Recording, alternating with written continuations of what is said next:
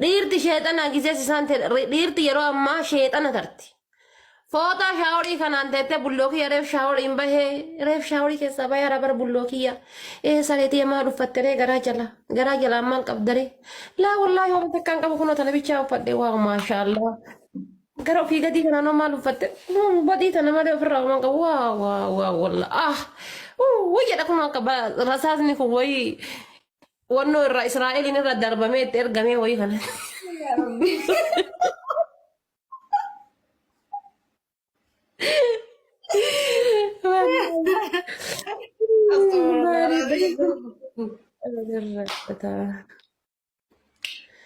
Facebook ke irratti sitti aare walla ya dafate man natti arte Facebook ke irratti ammu maal jedhee postii godhe bullookiya daaboo miti lubbuun Yoosif kenname nama qudhu jedhee yaa mucaan ni bareeda maal mastaanaa dubbataara way dhosaan postii godhe maaliif akkas jettee namni inni sun eenyudha akkas silaayeetiin sitti hoflee sibutaa bare eenyudha inni isaadhaan hin bargooticha daabboo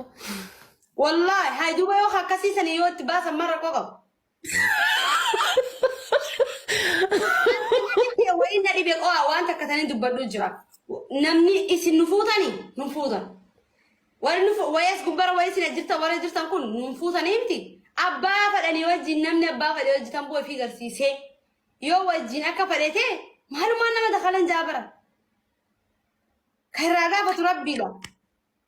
Amani warra akkasi jala gabbaate keessaa eenyu dasna jedhe beektaa intala dhiyootan uudii irraa abbaa manaatii fi shaaworii keessa dhaabattee isa gammachiisuuf ergite takka. Samme ani viidiyoo dhibba takka waliin na bira jira gaafa kaan beektaa mi gaafa. Ani miti sana viidiyoo yuuniin namni ijoolleen suudirraa na ergite suudirraa na erge mucaanii. والله هذا فاتي ربي الربا خنها جوجو يسوجتشو فيديو حسابا قبني والله لا ليتو منين جولين بيخوك كيس جرا تيك توك خنارتي والله متشوا فولو غافدين ابلتي تي هذه الفيديو نا براني قبدانا